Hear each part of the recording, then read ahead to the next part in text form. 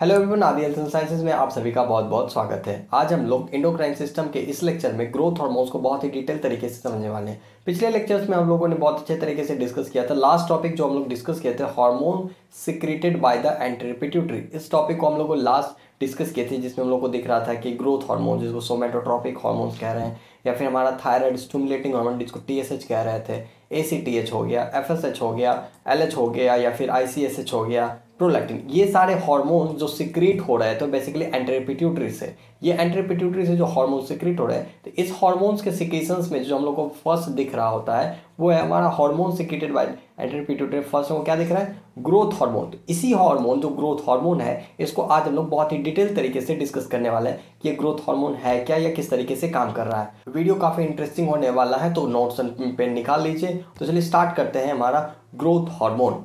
Okay, growth hormones हमारा क्या है? जो हार्मोन्स एंटेरियर पिट्यूटरी से सिक्रीट हो रहे थे उनके जब हम लोग लिस्ट देखें तो फर्स्ट हार्मोन हमको दिखा था ग्रोथ हार्मोन।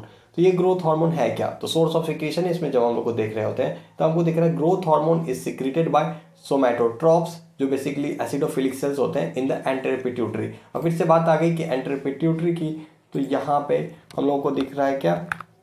यहाँ देखिए, ये जब हमको दिख रहा होता है यहाँ पे, ये हमारा क्या है? Anterior lobe of pituitary. तो ये एंटेरियर पिट्यूटरी, एक बार फिर से हम रिपीट कर दे रहे हैं कि लॉन्ग पोर्टल ब्लड वेसल्स है जो हाइपोथैलेमस से सिक्रीशंस आ रहा होता है। हाइपोथैलेमस से नर्व सप्लाई, बेसिकली क्या है कि ब्लड सप्लाई से, वो कि हाइपोथैलेमस से ब्लड सप्लाई वो एक्चुअली कैरी आउट हो रहा होता है और फिर वो पहुंचता है एंटेरियर पिट्यूटरी में। यानी स्टिमुलेशन लेकर के एंटेरियर पिट्यूटरी में आ कौन रहा है? हाइपोथैलेमस से रिलीजिंग और इनहिबिटरी हार्मोन्स हाइपोथैलेमस से कहाँ पहुंचा? एंटेरियर पिट्यूटरी पे। और यहाँ से हम लोग को रिलीज होता हुआ क्या दिख रहा है?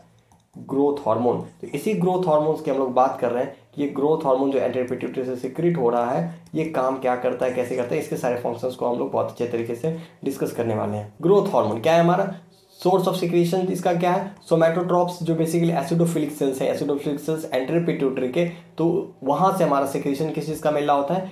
ग्रोथ हार्मोन का। यानी एंटेरियर पिट्यूटरी के एसिडोफिलिक सेल्स से क्या मिल रहा होता है? हमारा ग्रोथ हार्मोन्स। ग्रोथ हार्मोन के केमिस्ट्री और ब्लड लेवल्स की जब बात कर ले तो वहाँ पे हम लोग को दिख रहा है ग्रोथ हार्मोन जो प्रोटीन हार्मोन से 191 अमीनो एसिड से बना हुआ होता है। जहाँ पे भी प्रोटीन्स की बात आती है तो आपको ये बात बहुत अच्छे तरीके से पता है कि प्रोटीन जो बना होता है बहुत सारे अमीनो एसिड के चेन से बना होता है। वहाँ पे कितने अमीनो एसिड्स? तो ग्रोथ हार्मोन को बनाने के लिए यहाँ पे कितने अमीनो एसिड्स मिल रहे होते हैं? 191 amino acids. The blood concentration in adult, up to adult में ब्लड कंसेंट्रेशन में, यानी ग्रोथ हार्मोन किस तरीके से मिलता है, किस लेवल में मिलता है? तो 300 नैनोग्राम पर डीएल, ठीक है। और चिल्ड्रंस में अप टू 500 नैनोग्राम्स पर डीएल। और इसका डेली आउटपुट क्या होता है? 0.5 से लेकर के 1 मिलीग्राम पर डे एक्चुअली होता है। क्या?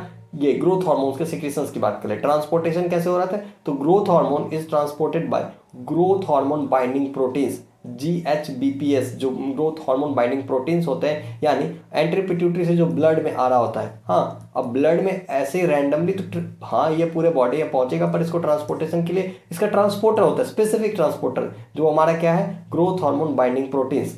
ओके, इसका हाफ लाइफ टाइम क्या है? तो हाफ लाइफ इसका 20 मिनट्स का, और मेटाबॉलिज्म इसका जो होता है वो लिवर और किडनी में होता है। अब स्टार्टिंग में बता दे रहे हैं कि हाफ लाइफ टाइम होता क्या है। तो बेसिकली हाफ लाइफ जब हम लोग कह रहे हैं कि ग्रोथ हार्मोन का हाफ लाइफ टाइम 20 मिनट्स है, इसका मतलब क्या है? तो जब हम लोग ये कहते हैं कि इसका सिक्रीशन 1 मिलीग्राम है, तो 1 मिलीग्राम सिक्रीशन होने के बाद 1 मिलीग्राम जब मेटाबोलाइज होगा तो कम तो होगा, तो 1 मिलीग्राम का हाफ कितना होगा? तो 0.5 मिलीग्राम। ओके, अब ये 1 मिलीग्राम से ऐसे समझे कि हम लोग जो बहुत सिंपल तरीके से, जिनको अभी भी समझ में नहीं आ रहा है तो उसको और सिंपल तरीके से समझे कि जब हम लोग बाइक में या फिर अपने कार में जब पेट्रोल या डीजल डलवा रहे होते हैं तो वो जलता है, बर्न होता है, यूटिलाइज होता है, जिससे एनर्जी प्रोड्यूस हो रहा होता है। तो ये तो जो हम लोग फ्यूल की बात कर ले, तो ठीक इसी तरीके से हम लोग ग्रोथ हार्मोन की बात कर ले, तो वो जब रिलीज हुआ, रिलीज होने के बाद मेटाबोलाइज होगा, उसके एक्शंस होंगे, तो मेटाबोलाइज भी तो होगा, तो वो कम होगा। तो कितना कम? तो जब 1 मिलीग्राम वो रिलीज हुआ और 1 मिलीग्राम से 0.5 मिलीग्राम पहुंचा, यानी 1 का आधा हो गया। और इतना आधा होने में इसको टाइम कितना लग रहा है? 20 मिनट का। तो हम लोग ये कहेंगे कि ग्रोथ हार्मोन का हाफ लाइफ टाइम कितना है? 20 मिनट। अलग अलग हार्मोन्स की, ड्रग्स की जब बात कर लेंगे तो अलग अलग ड्रग्स का अलग अलग हाफ लाइफ टाइम होगा। ठीक इसी तरीके से ग्रोथ हार्मोन का हाफ लाइफ टाइम कितना? 20 मिनट। यानी रिलीज होने के बाद आधा होने में कितना टाइम लगा? 20 मिनट। ओके, अब ये 0.5 है, ये भी तो आधा होगा, तो ठीक है, 0.5 को हम लोग आधा कितना होगा? 0.25। 0.25 मिलीग्राम होने में कितना टाइम लगेगा? सिंपल आंसर है 20 मिनट। यानी आधा होते होते आधा जब भी होते जाएगा तो वो टाइम कितना लगेगा? 20 मिनट ही टाइम लगने वाला है।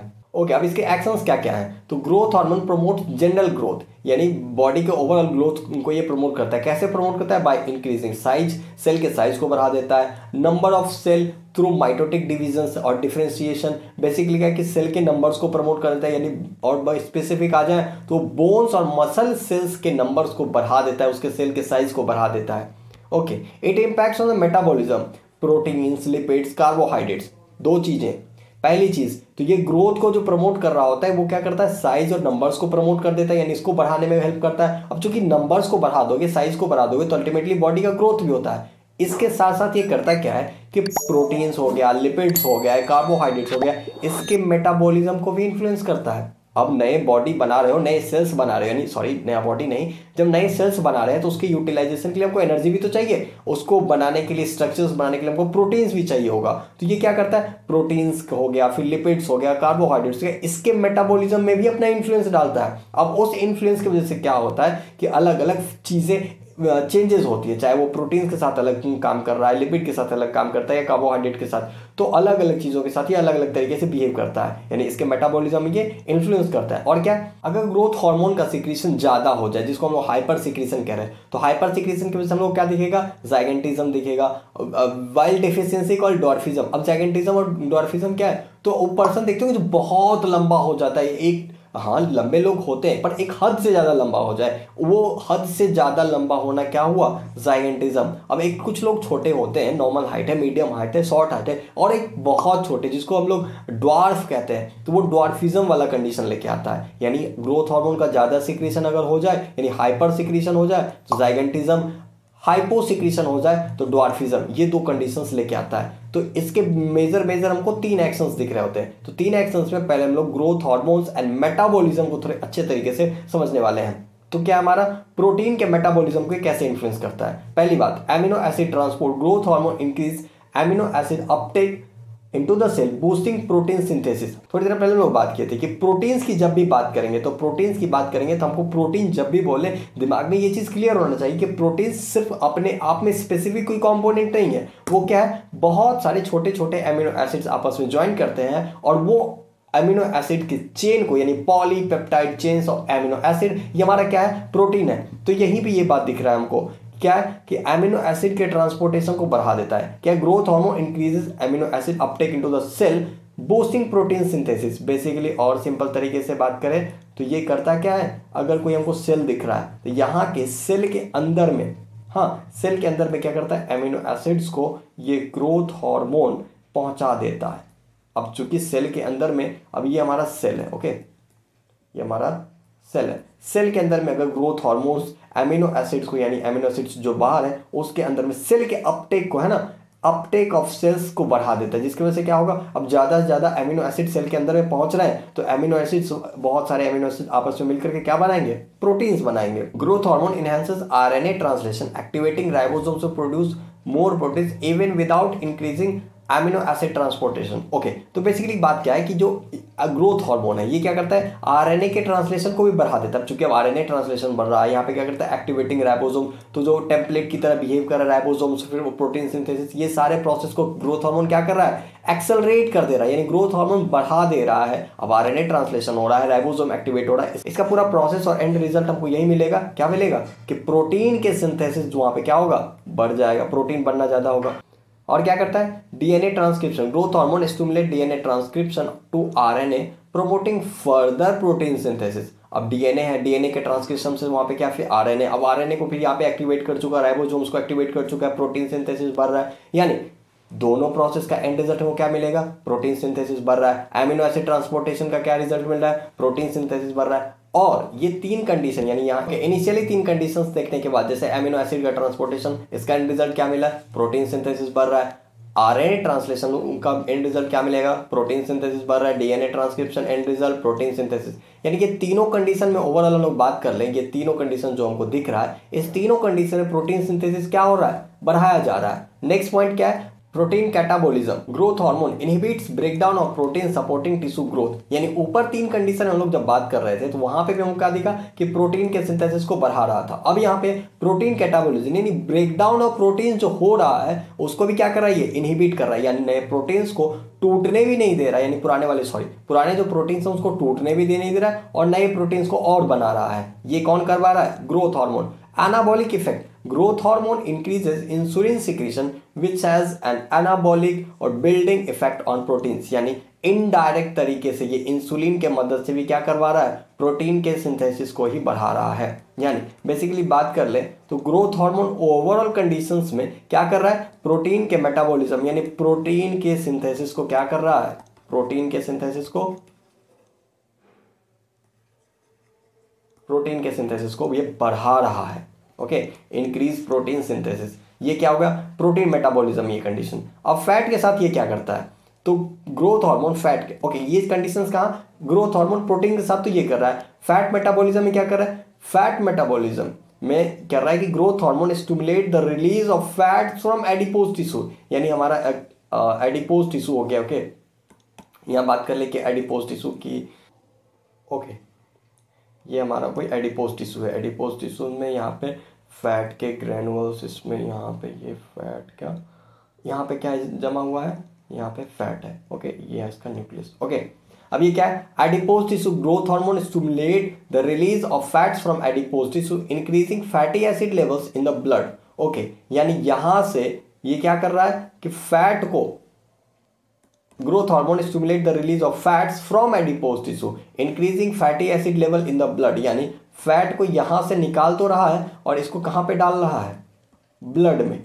क्यों, अब ब्लड में क्या आ गया हमारा, fat. Okay, acid leads to which are used for energy produce sparing proteins. यानी इस फैट से हम लोग को क्या बना के देगा, ये एनर्जी। ओके, अब इसको और सिंपल तरीके से हम लोग बात कर ले कि ये हुआ क्या।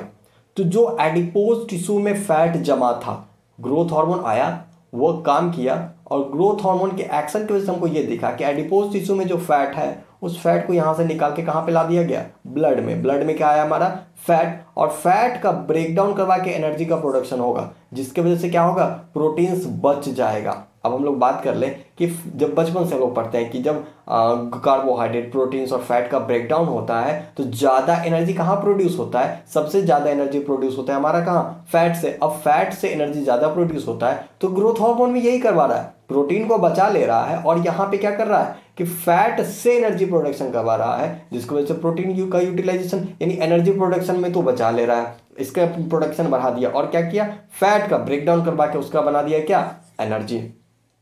और क्या हो रहा है, the ketosis, the breakdown of fatty acid leads to production of aceto acid in the liver resulting in ketosis. Basically क्या है कि जब फैट का ब्रेकडाउन आप करवा रहे हैं, उसका एनर्जी प्रोडक्शन कर रहा है, वहाँ पे एसिटो एसिटिक एसिड बन रहा है, जिसकी जो लिवर में बन रहा होता है, जिसकी वजह से हम लोग को कीटोसिस दिख रहा होता है। कीटोसिस एक कंडीशन है जो क्या होता है कि फैट के ब्रेकडाउन की वजह से हम लोग को ये दिख रहा होता है। फैटी लिवर का कंडीशन भी हो जाता है, क्यों, एक्सेस फैट मेटाबॉलिज्म में cause fat accumulation in the liver leading to fatty liver. कहने का मतलब जो अब पूरे बॉडी से एडिपोज टिश्यू को निकाल करके आप कहाँ डाल रहे हैं, लिवर में डाल रहे हैं और लिवर से फिर वहाँ पे मेटाबॉलिज्म करवा रहे हैं, तो क्या होता है कि लिवर में बहुत सारा फैट का डिपोजिशन हो जाता है, जिस कंडीशन की वजह से क्या होता है, फैटी लिवर का कंडीशन यानी एक्सेस अमाउंट ऑफ फैट जो है वो कहाँ होता है, एक्यूमुलेट हो जाता है, जमा हो जाता है कहाँ पे, लिवर में। तो ये क्या हो रहा था, ये कि फैट मेटाबॉलिज्म के साथ तो ग्रोथ हार्मोन ये करता है। ग्रोथ हार्मोन कार्बोहाइड्रेट मेटाबॉलिज्म के साथ क्या करता है, तो कार्बोहाइड्रेट मेटाबॉलिज्म में हम लोग को दिख रहा होता है कि the primary action of growth hormone on carbohydrate is conservation of glucose. Protein के केस में क्या हुआ था कि प्रोटीन के सिंथेसिस को प्रमोट कर रहा था, फैट के यूटिलाइजेशन को बढ़ा दे रहा था, यानी फैट के लिए ये एंटी तरीके से बिहेव कर रहा था, यानी उसका यूटिलाइजेशन करवा करके उसका एनर्जी प्रोडक्शन करवा के यानी बॉडी में फैट के लेवल को कम कर रहा था, प्रोटीन को बढ़ा रहा था। दो चीजें। अब आ जाओ कार्बोहाइड्रेट की बात कर ले, तो कार्बोहाइड्रेट में भी प्राइमरी एक्शन को यही दिख रहा है कि ग्लूकोज को यानी कंजर्वेशन ऑफ ग्लूकोज दिखेगा, यानी कार्बोहाइड्रेट भी यानी प्राइमरी एक्शन ग्रोथ हार्मोन्स का क्या होगा, कि कंजर्वेशन ऑफ ग्लूकोज, यानी ग्लूकोज को वो क्या करेगा, बचाएगा। कैसे? इफेक्ट्स ऑन कार्बोहाइड्रेट मेटाबॉलिज्म की जब बात करते हैं तो decrease peripheral glucose utilization. Okay, ये चीज इसको डिस्कस करें उससे पहले हम लोग चीज समझ लेते हैं कि जो हम लोग का बॉडी का प्राइमरी सोर्स ऑफ एनर्जी जो है, यानी हम लोगों को जो एनर्जी बहुत बड़े अमाउंट पे जो हम लोग को जल्दी से मिल जाता है, वो कहाँ से मिल रहा होता है? तो कार्बोहाइड्रेट के ब्रेकडाउन होने से ही हम लोग को जो एनर्जी प्रोड्यूस होता है, बॉडी ज्यादा उसी एनर्जी को यूटिलाइज करता है। अब कार्बोहाइड्रेट का ब्रेकडाउन होता है ग्लूकोज यानी, और ग्लूकोज का ब्रेकडाउन होता है, फिर हम लोग को एनर्जी मिल रहा होता है। ग्रोथ हार्मोन यहाँ पे क्या करता है कि growth hormone reduces the use of glucose for energy in the peripheral tissue. क्या करता है कि पेरिफेरल टिश्यू यानी बॉडी की बात कर ले तो आप पेरिफेरी में जो ग्लूकोज का यूज हो रहा है एनर्जी प्रोडक्शन के लिए, उसको ये क्या करता है, रोक देता है, रिड्यूसेस यानी थोड़ा सा कम कर देता है। कैसे? Bye promoting the formation of acetyl coenzyme A. अब ये एसिटाइल कोएंजाइम ए का फॉर्मेशन होता है और ये क्या करता है, ग्लूकोज की यूटिलाइजेशन को ब्लॉक कर देता है। अच्छा, अब ये एसिटाइल कोएंजाइम बना कब था? तो जब फैट का मेटाबॉलिज्म हुआ या ब्लड में जो आया था ना फैट, और फैट से जो एनर्जी का प्रोडक्शन करवाए थे, इस वक्त हम लोग को बनता हुआ दिखेगा एसिटाइल कोएंजाइम ए। अब यही क्या करता है, ग्लूकोज के यूटिलाइजेशन को क्या करता है, रोक देता है। Okay, this inhibits glycolytic pathway which increases fatty acid availability, serves as an alternative energy source. अब चूंकि फैटी एसिड्स हम लोग को ज्यादा मिल रहा होता है तो फिर उसका यूज हो रहा होता है, ना कि ग्लूकोज का यूज होता है। ये तो पहला कंडीशन था। अब दूसरा क्या हम लोग को दिख रहा है, increase glycogen deposition as glucose is not use for energy, it is stored as glycogen in the cell. हम लोग बचपन से पढ़ते हैं कि ग्लूकोज यानी कार्बोहाइड्रेट जो एक्स्ट्रा बॉडी में हो जाता है वो क्या होता है, ग्लाइकोजन में चेंज होता है, और ग्लाइकोजन फिर स्टोर होता है लिवर में और स्केलेटल मसल्स में। तो ग्रोथ हार्मोन क्या करता है, ग्लाइकोजन को यानी ग्लाइकोजन के डिपोजिशन को क्या करता है, बढ़ा देता है। यानी लिवर्स में और स्केलेटल मसल्स में ग्लाइकोजन के डिपोजिशन को यह क्या किया, बढ़ा दिया, यानी कार्बोहाइड्रेट को बचा लिया, कंजर्व कर लिया, और उसको क्या कर दिया, डिपोजिट कर दिया लिवर में, स्केलेटल मसल्स में, अलग अलग जाकर के उसको डिपोजिट कर दिया। और क्या कर रहा है, reduce glucose uptake by cells. अब ग्लूकोज जो अपटेक हो रहा है यानी सेल ग्लूकोज को लेता है, यानी ऐसे अगर बात कर ले हम लोग सिंपल तरीके से, तो ये हमारा क्या है कि हमारा नॉर्मल बॉडी सेल है। ओके, ये सेल है। अब इसके अंदर क्या होता है, ग्लूकोज जाता है, हाँ ये हमारा ग्लूकोज गया, ग्लूकोज इसके अंदर पहुंचा। ओके, ये ग्लूकोज है, ग्लूकोज पहुंचा। अब इस पे क्या होता है, एक्शंस होते हैं, और अल्टीमेटली फिर ये चेंज होकर के क्या क्या एनर्जी का प्रोडक्शन हम लोग को मिल रहा होता है, यानी एनर्जी मिल रहा होता है। तो सेल के अंदर ग्लूकोज जाएगा तब तो वो एनर्जी का प्रोडक्शन करवाए, यही होता है। ओके, अब ये ग्रोथ हार्मोन करता क्या है ये देखते हैं। Growth hormone reduces glucose uptake by cell, यानी सेल में जो ये ग्लूकोज जा रहा है, ये प्रोसेस जो हमको दिख रहा है कि ग्लूकोज सेल के अंदर यहाँ पहुंच गया, यहाँ पे ये ग्लूकोज है और ग्लूकोज सेल के अंदर पहुंचा, ये इसको क्या करता है, रिड्यूस कर देता है। With increasing glycogen storage cell become saturated with glycogen.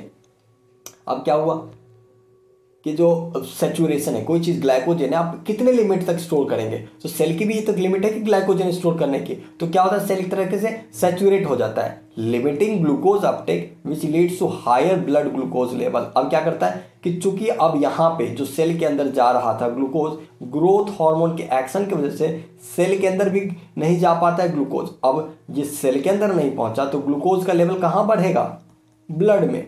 यानी हमको बात कर ले कि यहाँ पे ग्लूकोज का लेवल कहाँ बढ़ गया, ब्लड में बढ़ गया ग्लूकोज का लेवल, ये चीज हमको दिख रहा है। ओके, अब ये 2-3 कंडीशंस दिखने के बाद अब हम लोग को देखना है क्या, diabetogenic effect of growth hormone. Growth hormone के वजह से डायबिटीज भी हो सकता है, यानी ग्रोथ हार्मोन डायबिटीज को भी कॉज कर सकता है। कैसे, ये हम लोग देखते हैं। In case of growth hormone hypersecretion blood glucose level rise. Normal सी बात है कि हम लोग यहाँ पे देख रहे हैं ना कि ग्लूकोज अब सेल अपटेक को भी रोक दे रहा है, यानी यहाँ पे क्या कर रहा है, एक मिनट इसको और अच्छे तरीके से हम क्लियर करके बता दें। यहाँ पे ये क्या करता है, इसको प्रोसेस को रोक देता है, यानी ग्रोथ हार्मोन के एक्शन की वजह से क्या होता है कि ग्लूकोज सेल के अंदर नहीं जा पाता है। अब ये ग्लूकोज यहाँ पे आ गया तो ये कहाँ रह जाएगा, ब्लड में। अब ब्लड में आ गया तो क्या होगा, ब्लड ग्लूकोज लेवल क्या करेगा, इंक्रीज हो जाएगा, यही हो रहा होता है। ओके, अब ब्लड ग्लूकोज लेवल बढ़ गया, ये तुमको समझ में आ गया कि यानी ग्रोथ हार्मोन की वजह से क्या होता है, ग्लूकोज सेल के अंदर नहीं जा पाता है। अब सेल के अंदर नहीं जा पाए मतलब वो ब्लड में है, अब ब्लड में है तो ब्लड ग्लूकोज लेवल जो क्या होगा, बढ़ गया। ये चीज नॉर्मल कंडीशन को दिख रहा है नॉर्मली। अब डायबिटोजेनिक इफेक्ट क्या है कि in growth hormone hyper secretion अब ये तो नॉर्मल सिक्रीशन में थोड़ा बहुत है तो बॉडी कंपनसेट कर लेता है, इंसुलिन के सिक्रीशन से हो जाता है। लेकिन ग्रोथ हार्मोन का जब हाइपर सिक्रीशन हो जाए, क्या होगा, इन case of hyper secretion of growth hormone blood glucose level rises significantly. अब ब्लड ग्लूकोज लेवल बहुत बड़े अमाउंट पे क्या होता है, बढ़ने लगता है, क्योंकि ग्रोथ हार्मोन का सिक्रीशन हुआ, सेल के अंदर ग्लूकोज को जाने नहीं दे रहा है। अब सेल के अंदर जाने नहीं दे रहा है तो ब्लड में बढ़ रहा है। अब ब्लड में ग्लूकोज का लेवल बढ़ रहा है, जिसकी वजह से क्या हुआ कि वहां पे एक्यूमुलेशन बढ़ता गया, ब्लड ग्लूकोज लेवल बढ़ता गया। अब इसकी वजह से क्या हुआ, this over stimulates beta cells in the pancreas leading to increase insulin secretion. अब हम लोग बात कर ले कि पैनक्रियाज की, यहाँ पे पैनक्रियाज में हम लोग को आइलेट्स ऑफ लंगरहैंस जो दिख रहा है, यहाँ पे हम लोग को आइलेट्स ऑफ लंगरहैंस, यहाँ से इसको उठाएं और इसको थोड़ा सा इनलार्ज करके देखें तो इसमें अलग अलग तरीके के सेल्स हम लोग को दिख रहा है। यहाँ पे दिख रहा है हम लोग को alpha cells, beta cells, delta, PP, erythrocytes वगैरह। तो ओके, तो ये बीटा सेल्स की बात कर ले। पैनक्रियाज में एक छोटा सा एरिया जिसकी बात कर ले आइलेट्स ऑफ लंगरहैंस कहते हैं। इस आइलेट्स ऑफ लंगरहैंस को एनलार्ज करके देखते हैं तो कई तरीके के सेल हमको दिख रहा है, beta cell, alpha cell, delta cell, PP cells, ये सेल्स है, और एरिथ्रोसाइट्स भी दिख रहा होता है।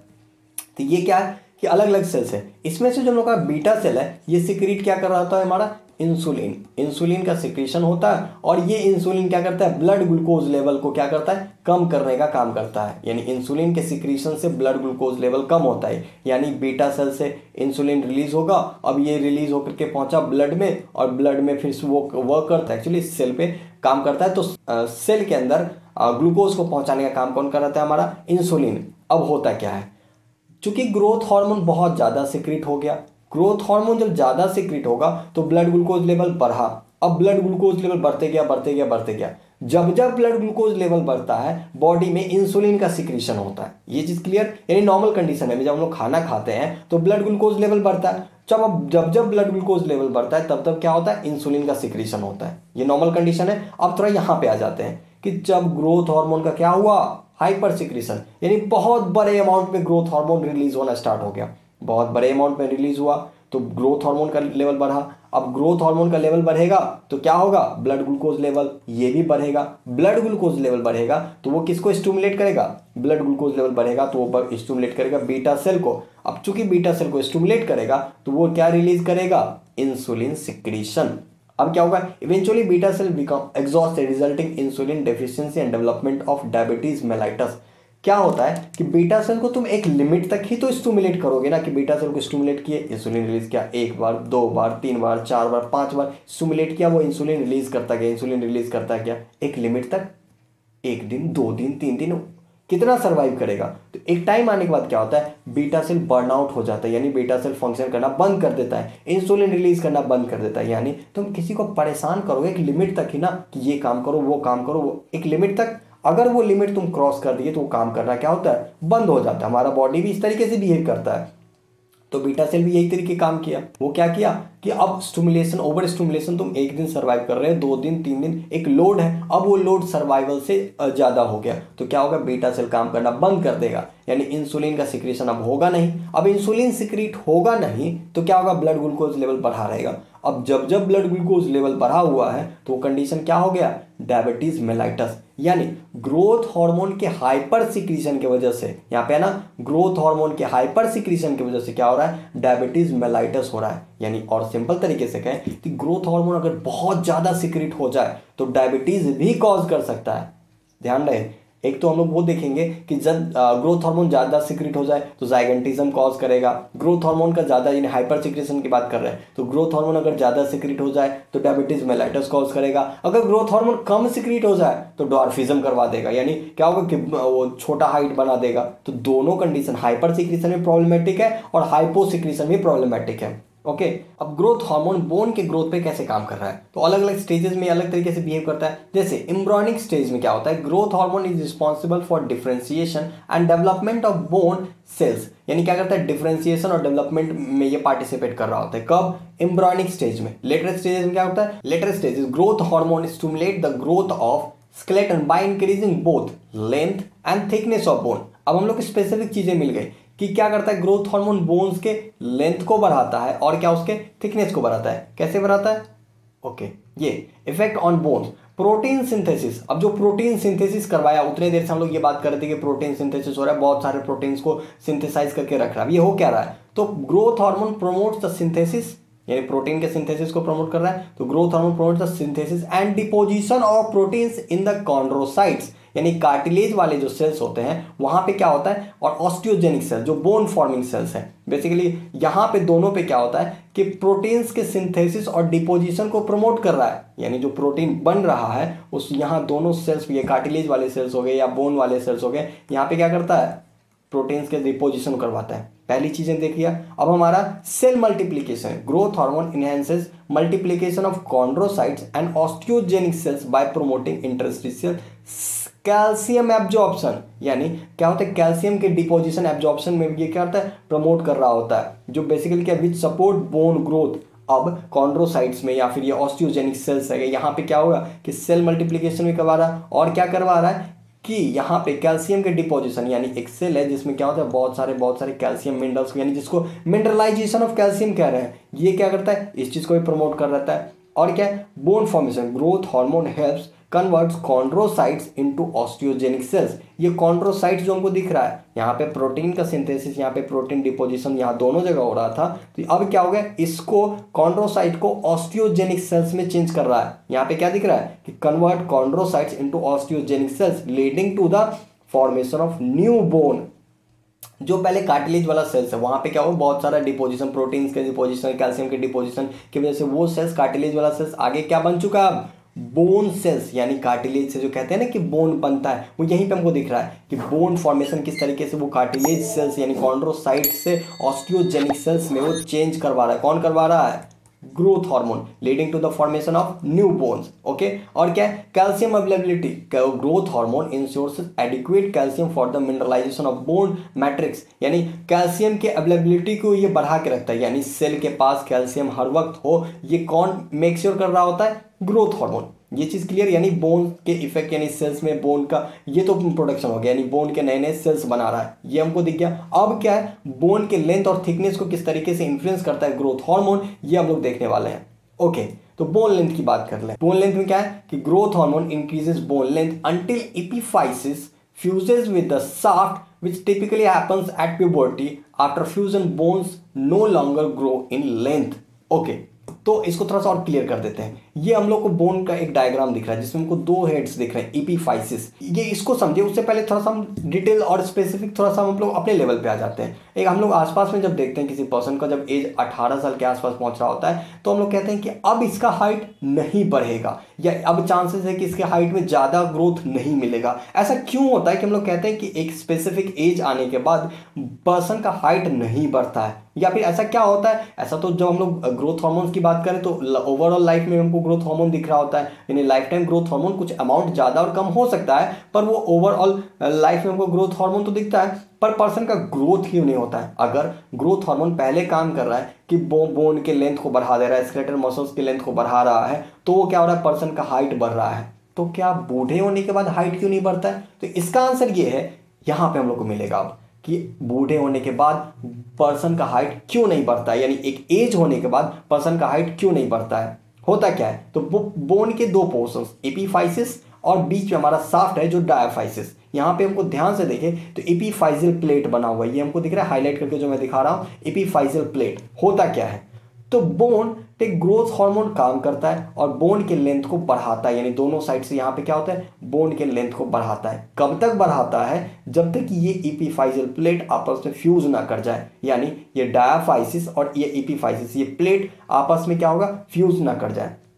यानी ये एपिफाइसिस दो सेपरेट पोर्शंस हमको दिख रहा है ना, ये दो सेपरेट पोर्शन, यहाँ पे हम लोग अगर ध्यान से देखें तो ये दो सेपरेट पोर्शंस है, और इस दो सेपरेट पोर्शन के बीच में हमारा एपिफाइजियल प्लेट है। तो ये एपिफाइजियल प्लेट बेसिकली होता क्या है, प्यूबर्टी के टाइम आने के बाद, यानी प्यूबर्टी के बाद ये क्या होता है, फ्यूज हो जाता है, यानी ये प्लेट ऑलमोस्ट खत्म सा हो जाता है, यानी ये इस तरीके से विजिबल नहीं होता है। चूंकि अब ये विजिबल नहीं है तो क्या होगा, बोन का लेंथ बढ़ना बंद हो जाएगा। मैंने स्पेसिफिक करके वर्ड यूज किया लेंथ, मैंने ये नहीं कहा कि थिकनेस बढ़ना बंद होगा, मैंने ये क्या कहा कि बोन का लेंथ बढ़ना बंद हो जाएगा। कब? जब ये एपिफाइजियल प्लेट कंप्लीटली डिसअपियर हो जाए, यानी दिखना बंद हो जाए। कब दिखना बंद होता है? तो जब ये एपिफाइसिस और डायाफाइसिस यानी बोन का जो हेड पोर्शन है और ये हमारा साफ्ट जिसको कहते हैं, ये दोनों साफ्ट और ये हेड दोनों पोर्शन अच्छे से फ्यूज कर जाए तो क्या होगा कि ये बोन का लेंथ बढ़ना बंद हो जाएगा। जब तक बोन का लेंथ बढ़ना यानी जब तक एपिफाइजियल प्लेट फ्यूज नहीं करता है तब तक क्या होता है कि यहाँ पे ग्रोथ हार्मोन आता है, काम करता है और दोनों साइड से ये क्या करता है, बोन के लेंथ को ये प्रमोट कर रहा होता है, यानी बोन के लेंथ को बढ़ा रहा होता है। अब क्या हो रहा है बोन के थिकनेस के साथ पोस्ट फ्यूजन, यानी जब अब बात कर लें कि ये कब बेसिकली होता है, प्यूबर्टी की टाइम में, इट हैपेंस एट प्यूबर्टी। हम लोग एडल्ट एज की बात कर लें तो हम लोग बात करते हैं कि 18 के आसपास एज पर्सन का जब 18 के आसपास हो रहा होता है तब ये फ्यूज हो जाता है। तो हम ये मान लेते हैं कि किसी पर्सन का फ्यूजन यानी एपिफाइजियल प्लेट जो फ्यूज हो रहा है ये हो जा रहा है 18 के साथ, यानी 18 ईयर्स में ये फ्यूज कर गया। अब इसके बाद होता क्या है, तो बोन का थिकनेस में चेंजेस आता है। कैसे? Post fusion growth hormone continues to stimulate osteoblast promoting thickness of bones throughout life. यानी क्या होता है कि पूरे जीवन अब लेंथ नहीं बढ़ाएगा, बोन की क्या करेगा, थिकनेस को बढ़ाने लगेगा। यानी बोन का थिकनेस क्या होगा, पूरे लाइफ टाइम ये जब तक ग्रोथ हार्मोन आएगा तब तक क्या करेगा, बोन के थिकनेस को बढ़ाएगा। कब? पोस्ट फ्यूजन यानी फ्यूजन होने के बाद। अब हम लोग समझ में आए फ्यूजन होने के बाद मतलब ये एपिफाइजियल प्लेट फ्यूज कर गया, इसके बाद क्या होता है, बोन का लेंथ नहीं बढ़ता है, बोन का थिकनेस बढ़ता है। बार बार हम रिपीट करके बोल रहे हैं, आप इस चीज को रिवाइंड करके फिर से सुनिए, ठीक है। Specially in the membranes bones like jaw and the skull, यानी जॉ के जो बोन्स हो गए, हमारे जॉ बोन्स हो गए या फिर स्कल के बोन्स है, इसके थिकनेस को ये क्या करता है, बढ़ाता है। ये चीज एक दो कंडीशन क्लियर हो गया। यानी बोन लेंथ के साथ ग्रोथ हार्मोन कैसे काम कर रहा है, तो एपिफाइजियल प्लेट को फ्यूज होने से पहले तक ग्रोथ हार्मोन काम करता है, बोन के लेंथ को बढ़ाता है। जब ये फ्यूज हो जाए यानी 18 साल अगर हम स्पेसिफिक प्यूबर्टी की बात कर लें तो अगर एक प्यूबर्टी के टाइम अगर ये फ्यूज हो जाए तो फिर वो लेंथ को नहीं बढ़ा पाता है, वो बोन के थिकनेस को बढ़ाता है। कौन? Growth hormone. तो बोन के लेंथ और थिकनेस के स्पेसिफिक कैरेक्टर्स को हम लोग समझ चुके हैं। अब हम लोग बात कर ले condition associated with growth hormone hyper secretion, यानी जब ग्रोथ हार्मोन का हाइपर सिक्रीशन है तो होता क्या है, बिफोर एपिफाइजियल फ्यूजन। अब एपिफाइजियल फ्यूजन बार बार वर्ड यूज हो रहा है, आप यहाँ पे ध्यान से देखिए, ये एपिफाइजियल प्लेट है, ये जब फ्यूज हो जाएगा और ये नहीं फ्यूज होगा, बस अब यही दोनों की कहानी चलेगी थोड़ी सी।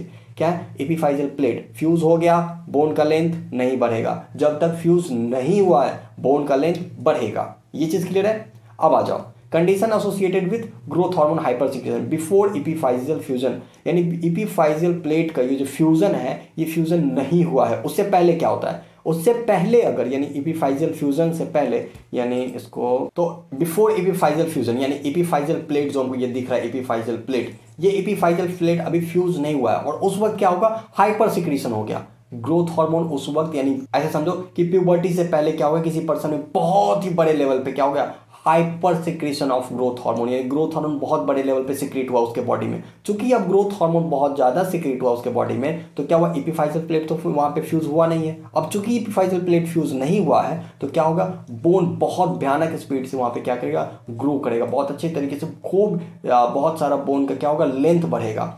बोन का लेंथ बढ़ेगा तो हमको दिखेगा gigantism characterized by excessive growth of skeleton. ये पर्सन हमको दिख रहा है कितना लंबा चौड़ा, यहाँ पे दोनों साइड से यहाँ पे फीमेल्स हम लोग को दिख रही है, ये हाइट देखें, ओके, ये एक नॉर्मल पर्सन के हाइट होते हैं, ये हमको दिख रहा है। अब यहाँ पे जो पर्सन हमको दिख रहा है ये जाइगेंटिज्म है, ये जो जाइगेंटिज्म हमको यहाँ दिख रहा है ये यही जाइगेंटिज्म का एग्जाम्पल है ये फिगर, इसलिए मैंने स्पेसिफिक आप लोगों के लिए रखा है यहाँ पे।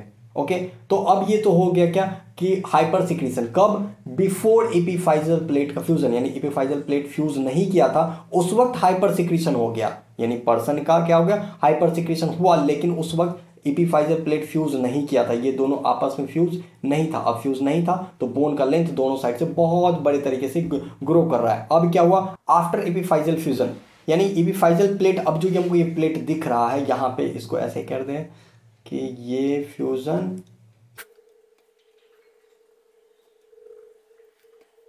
आफ्टर एपिफाइजियल फ्यूजन क्या हो गया कि जब एपिफाइजल प्लेट फ्यूज कर चुका, यानी अब लोग बात करें कि प्यूबर्टी के बाद किसी पर्सन में अगर hyper secretion of growth hormone हो जाए तो क्या होगा कि hyper secretion causes acromegaly where bones particularly those of the hands, feet, skins, ये क्या होगा, थिक हो जाएगा। यानी ये हमको एग्जांपल जो दिख रहा है एक्रोमेगाली की बात कर ले, यहाँ पे क्या होगा, थिकनेस बढ़ जाता है। इसको और तरीके से समझे, यहाँ पे हम लोग को जो दिख रहा है एक नॉर्मल पर्सन का फेस, हमको जो दिख रहा है एक नॉर्मल पर्सन का फेस है। अब यहाँ पे एपिफाइजल यानी आफ्टर एपिफाइजल प्लेट फ्यूजन के बाद अगर hyper secretion of growth hormone दिखेगा तो बॉडी यानी वहाँ पे किस तरीके से चेंजेस दिखेगा, जैसे कि पैरोटिड हाइपरट्रॉफी दिखेगा। यहाँ पे पैरोटिड, यहाँ पे ये बोन का लेंथ बढ़ा हुआ, थिकनिंग ऑफ लिप्स थिक हो जाएगा। और क्या होगा, enlargement of base of the nose बड़ा हो जाएगा, ब्रो फॉर हो जाएगा। ओके, अब यहाँ पे हम लोग जो दिख रहा है ये हमको जो ग्रेट खली का फिगर हमको दिख रहा है, ये मोस्ट प्रोबेबली एग्जांपल क्या है हमारा,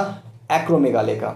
ओके, और क्या है यहाँ पे, इनलार्जमेंट ऑफ हैंड, एक नॉर्मल पर्सन का हैंड हमको दिख रहा है और एक एक्रोमेगाले वाले पर्सन का हैंड हमको दिख रहा है। यहाँ पे दोनों में क्या होगा, हैंड भी बहुत बड़ा हो जाएगा। इसी तरीके से तो हमको दिख रहा है ग्रेट खली का फेस और हैंड्स कितने बड़े बड़े हो जाते हैं, वो इसी एग्जाम्पल से। यानी वहाँ पे हम लोग ये कह सकते हैं कि वहाँ पे ये हुआ होगा कि एपिफाइजल प्लेट का फ्यूजन हो गया और उसके बाद क्या हुआ, hyper secretion of growth hormone हो गया। इसके वजह से क्या हुआ, एक्रोमेगाली हमको देखने को मिला। आई होप आप लोग को एक्शन ऑफ ग्रोथ हार्मोन समझ में आ गया। अब जो ग्रोथ हार्मोन सिक्रीट हो रहा है वो रेगुलेट कैसे होता है, तो regulation of growth hormone secretion, growth hormone का सिक्रीशन किस तरीके से, factors stimulating growth hormone secretion, यानी ऐसे क्या क्या फैक्टर्स है जो ग्रोथ हार्मोन के सिक्रीशन को बढ़ाते हैं। क्या है, हाइपोग्लाइसीमिया, ब्लड ग्लूकोज लेवल कम हुआ तो भी होगा, फास्टिंग, जो फास्टिंग है, स्टार्वेशन है, एक्सरसाइज है, स्ट्रेस और ट्रॉमा हो गया, इनिशियल स्टेजेस ऑफ स्लीप, इन सारे कंडीशंस में क्या हो गया कि ग्रोथ हार्मोन का सिक्रीशन क्या होता है, बढ़ता है। यानी हाइपोग्लाइसीमिया यानी बॉडी में ग्लूकोज की कमी हो गई, ये तीनों कंडीशंस में हम लोग क्या देखेंगे कि ब्लड ग्लूकोज लेवल कम हुआ। अब ब्लड ग्लूकोज लेवल कम होगा, क्या होगा, ग्रोथ हार्मोन रिलीज होगा, ग्रोथ हार्मोन रिलीज होगा, ग्रोथ हार्मोन क्या करेगा, ब्लड ग्लूकोज लेवल को बढ़ाएगा और उसके बाद जो प्रोसेस है वो तो करेगा ही। एक्सरसाइज में भी यही होता है, ग्रोथ हार्मोन की, इसीलिए कहते हैं कि एक्सरसाइज करने से बॉडी के हाइट में भी इन्फ्लुएंस आता है। बच्चे को हम लोग ये कहते हैं ना कि आप एक्सरसाइज कीजिए आपका हाइट बहुत अच्छे तरीके से बढ़ेगा, यहाँ पे ये हमको दिख रहा है कि बच्चे को इसीलिए एडवाइस किया जाता है कि आप अच्छे से एक्सरसाइज कीजिए, एक्सरसाइज कीजिएगा, ग्रोथ हार्मोन का सिक्रीशन होगा, आपका हाइट बढ़ेगा। हाँ, बूढ़े लोगों को एक्सरसाइज का कुछ और फैक्टर्स है, वहाँ पे ग्रोथ हार्मोन का ये वाला फैक्टर तो नहीं है। स्ट्रेस और ट्रॉमा की वजह से क्या होगा कि ग्रोथ हार्मोन का सिक्रीशन भी बढ़ सकता है। इनिशियल स्टेजेस ऑफ स्लीप, सोने से भी यानी रेस्ट करने से भी कुछ ग्रोथ हार्मोन्स के सिक्रीशंस होते हैं। Factors inhibiting growth hormone secretion, ऐसे क्या क्या फैक्टर्स हैं जो ग्रोथ हार्मोन के सिक्रीशन को इनहिबिट करते हैं। हाइपरग्लाइसीमिया यानी बॉडी में ग्लूकोज का लेवल बढ़ा हुआ है, उस वक्त क्या होगा, बॉडी में ग्लूकोज का लेवल बढ़ा हुआ है, ग्रोथ हार्मोन सिक्रीशन नहीं होगा। Increase free fatty acids in the blood में फ्री फैटी एसिड्स बढ़ा हुआ है, ब्लड ये क्या करेगा, इनहिबिट करेगा। लेटर स्टेजेस ऑफ स्लीप का यानी बहुत स्लीप के जो अलग अलग स्टेजेस है उसमें जब लेटर स्टेजेस में स्लीप हम लोग पहुंचते हैं तो वहाँ पे क्या होगा, ग्रोथ हार्मोन के सिक्रीशन को क्या करता है, इनहिबिट करता है। और क्या है, रोल ऑफ हाइपोथैलेमस। अब रोल ऑफ हाइपोथैलेमस ज़्यादा इंपॉर्टेंट है कि आ जाती है मैटर, क्यों, हाइपोथैलेमस किस तरीके से ग्रोथ हार्मोन के सिक्रीशन को इन्फ्लुएंस कर रहा है ये देखने वाले हैं। The hypothalamus regulates growth hormone secretion via 3 major key hormones. इससे ये मेजर 3 हार्मोन्स हम लोग को दिख रहे हैं, इससे क्या होता है कि ग्रोथ हार्मोन के सिक्रीशन को इन्फ्लुएंस करता है। क्या है, ग्रोथ हार्मोन रिलीजिंग हार्मोन जो GHRH है, ये क्या है, stimulate growth hormone secretion by activating somatotrophs in the anterior pituitary. यानी ग्रोथ हार्मोन GHRH कहाँ से आया, हाइपोथैलेमस से पहुंचा सोमैटोट्रॉप्स पे, और ये क्या करवाता है, ग्रोथ हार्मोन के सिक्रीशन को करवाता है यानी बढ़ाता है। Growth hormone releasing hormone polypeptide GHRP, ये क्या करता है, increase release of growth hormone releasing hormone. यानी GHRP क्या करता है, ग्रोथ हार्मोन रिलीजिंग हार्मोन को रिलीज करवाता है, और ये ग्रोथ हार्मोन रिलीजिंग हार्मोन क्या करता है, सोमैटोट्रॉप्स पे काम करता है, वहां से क्या करवाता है, ग्रोथ हार्मोन का सिक्रीशन करवाता है। And hypothalamus promote growth hormone release from the pituitary, और वहां पे फिर ग्रोथ हार्मोन का सिक्रीशन हो रहा होता है। Growth hormone inhibitory hormone GHIH या फिर सोमैटोस्टैटिन, यहाँ पे ये दोनों कंडीशंस में क्या होता है, ग्रोथ हार्मोन के रिलीज को बढ़ा रहा था, यानी ग्रोथ हार्मोन के सिक्रीशंस को बढ़ा रहा था। पर यहाँ पे ये क्या है, GHIH इनहिबिटरी हार्मोन्स है, ये क्या करता है, inhibit growth hormone secretion. Somatostatin is also secreted by delta cells of the pancreas, somatostatin delta cell of pancreas से भी सिक्रेट होता है। These hormones are transported by hypothalamus to the anterior pituitary via the hypothalamo-hypophyseal portal blood vessels। ये बिल्कुल नहीं भूलना है कि हाइपोथैलेमस से जो एंटेरियर पिट्यूटरी पे हार्मोन्स लेके आ रहा है वो portal blood vessels, hypothalamo hypophyseal portal blood vessels. अब क्या है, एक फीडबैक मैकेनिज्म छोटा सा शॉर्ट लूप फीडबैक मैकेनिज्म। ये कैसे काम कर रहा है? Occurs when growth hormone inhibits the secretion bye stimulating growth hormone inhibitory hormone released from hypothalamus। Similarly growth hormone releasing hormone inhibits on release by the short। Basically क्या है कि जो यहाँ पे निगेटिव फीडबैक मैकेनिज्म की बात कर लें, क्या होता है कि अपने सिक्रीशन को यहाँ पे growth hormone inhibits on secretion bye stimulating growth hormone inhibitory hormones, यानी ग्रोथ हार्मोन अपने सिक्रीशंस को ही इनहिबिट करता है। कैसे? तो ग्रोथ हार्मोन इनहिबिटरी हार्मोन्स को स्टिमुलेट कर देता है। तो ये यानी ग्रोथ हार्मोन आता है, ग्रोथ हार्मोन अपना फंक्शन तो करता ही है, GHIH को भी स्टिमुलेट करता है। अब GHIH आएगा तो क्या करेगा? ग्रोथ हार्मोन के सिक्रेशन को क्या करेगा? कम कर देगा। सिमिलरली GHRH की जो बात है, growth hormone releasing hormone inhibits on release by through the short loop feedback mechanism. वही कहानी है कि जो नेगेटिव फीडबैक मैकेनिज्म है कि GHRH भी अपने सिक्रेशंस को कम करवाता है। अदर हार्मोन जो एंटेरियर पिट्यूटरी से सिक्रीट हो रहे थे वो हम लोग को दिख रहा है TSH, ACTH और भी सारे हार्मोन्स हैं। ये हम लोग नेक्स्ट लेक्चर में इसको डिस्कस करेंगे। आई होप आप लोगों को ग्रोथ हार्मोन्स के एक्शंस और उसके रिलीजिंग मैकेनिज्म बहुत अच्छे तरीके से समझ में आया होगा। वीडियो पसंद आए तो लाइक करें, चैनल सब्सक्राइब करें और शेयर करें। और आई होप आप लोगों को जो भी आपके फीडबैक्स हैं उसको कमेंट सेक्शन में जरूर लिखें। वीडियो पसंद आ रहा नहीं आ रहा, आप अपने फीडबैक्स जरूर कमेंट सेक्शन में लिखें। मिलते हैं नेक्स्ट लेक्चर में। धन्यवाद।